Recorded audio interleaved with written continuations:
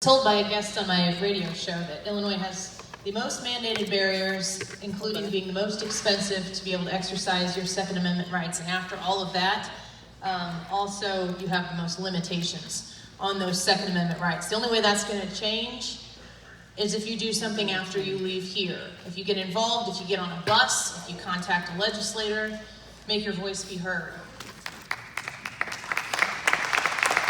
I want to, before we get to Representative Brad Halbrook, I want to recognize a couple other representatives that we have here in the House with us. They're not going to speak, but they are here. State Representative Tim Butler with the 87th District.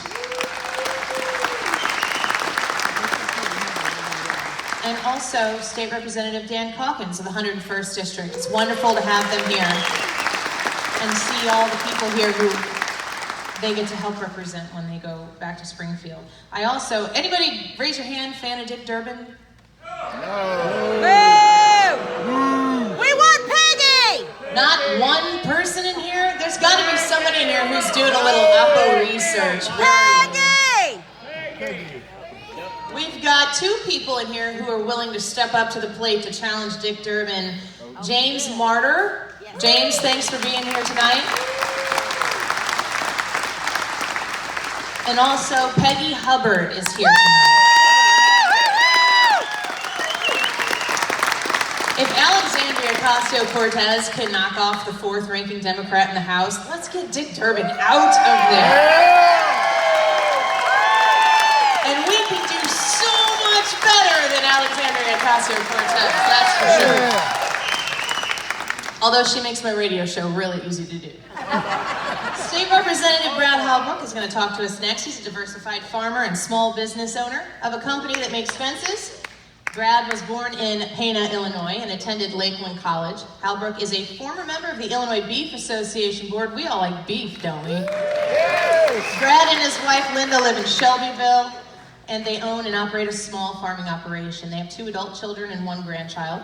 Representative Halbrook is both socially and fiscally conservative. He supports lowering taxes at the state and local levels and increasing the number of Illinois jobs. He supports property tax caps. Anybody in favor of property tax caps?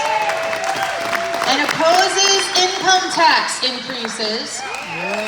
During his previous term in the Illinois House in 2012, he became just the 5th state legislator to turn down the underfunded and overly generous General Assembly retirement system pension.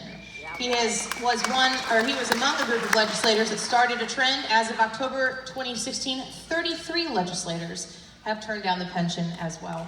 Halbrook opposes abortion, same-sex marriage, and gun control.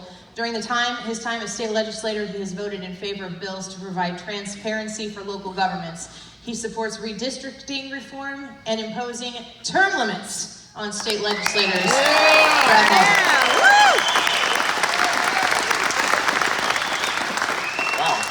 Thank you, Annie, and wow, that's impressive. So this is where we take a momentary downturn in the program, so please don't let that goof you up. So thanks to Dave Campbell and Reps Miller and Wilhauer and Bailey and Jose for putting this on together. Yeah, let's give those guys a great round.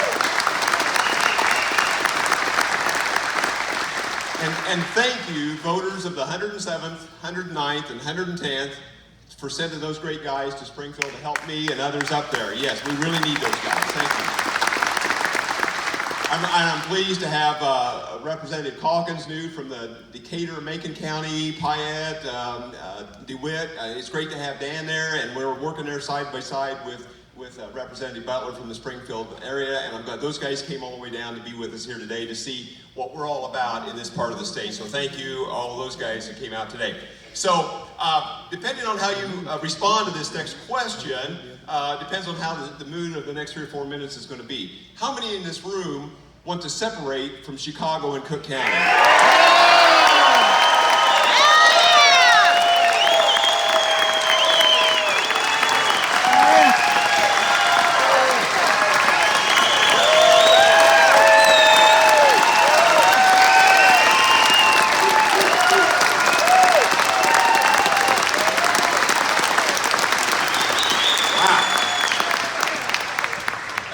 That question up about 2 minutes ago. Thank you. So it's crazy. We filed House Resolution 101 4 weeks ago. And over the weekend, it just went off the charts. We filed out on Thursday, and on a Monday morning, I had 3 or 4 newspaper, radio people calling, 2 television interviews. Went into the next day, I did a Chicago WLS evening for about 5 minutes. I've never been on Chicago radio before in my life. Just amazing, and it's just constantly Google alerts coming up about the resolution. There's been a media outlet that did an interview with me early on. They did one with Representative Bailey a week later, and they did one with Representative Miller a week after that. And the take is that every time somebody like that talks about separating from Chicago, it just drives the numbers off the charts as far as the response to those stories. So the bottom line, I'm going to give you just a real few quick highlights about what we're intending to do here with the resolution. So we are trying to create a new state, a new Illinois. Yep.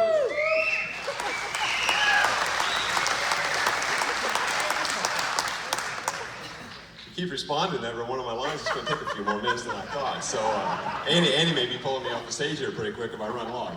So what we are doing is using what the U.S. Constitution gives us under Article 4, Section 3. Okay? The rule of law is extremely important in this process. We realize that Chicago is not the only problem. Our legislature's out of control. They send us one bad policy after another. They make continually one bad fiscal or financial policy after another. We have unfunded pension liabilities, debts, estimates of $250 billion. That's $250 billion of this mountain of debt and unfunded pension liabilities. I'm not sure if as a state that we ever really recover from that. The other thing that's really important to remember in this process is Article 4, Section 4 of the Constitution. Under the U.S. Constitution, in this article and section, we are supposed to have a Republican form of government. This means that power is held by the people. Leaders are to serve our interests, and leaders are responsible for helping all people, not just a few.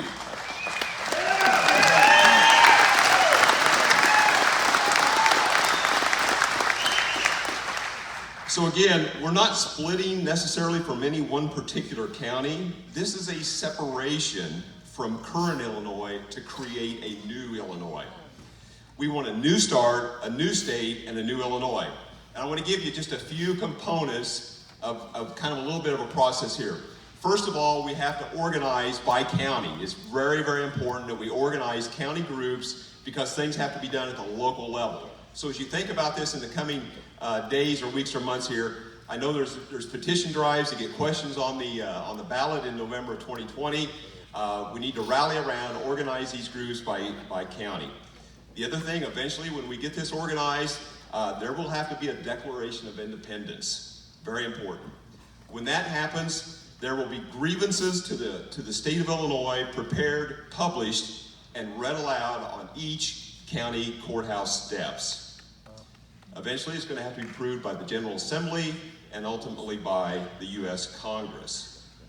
So a couple of things I need you to think about or to write down, if you will. There's an email address that I want you to, for those that want to be involved, just drop this email address a note and say, I want to be involved in separation or the new Illinois or whatever. And it's really simple. It's newillinoisstate@gmail.com. newillinoisstate@gmail.com. Another thing, when you're putting pictures up about these events and other things and the petition signing parties, hashtag Fight for 51. All right, Fight for 51. So let's build a wall around Chicago. Let's get Cook County to pay for it. Fight for 51. Make Illinois great again. God bless America and God bless Illinois. Thank you.